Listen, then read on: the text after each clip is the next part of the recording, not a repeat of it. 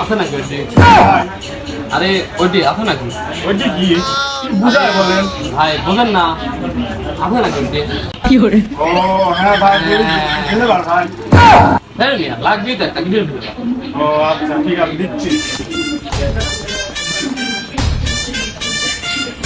ভাই এটা হবে না।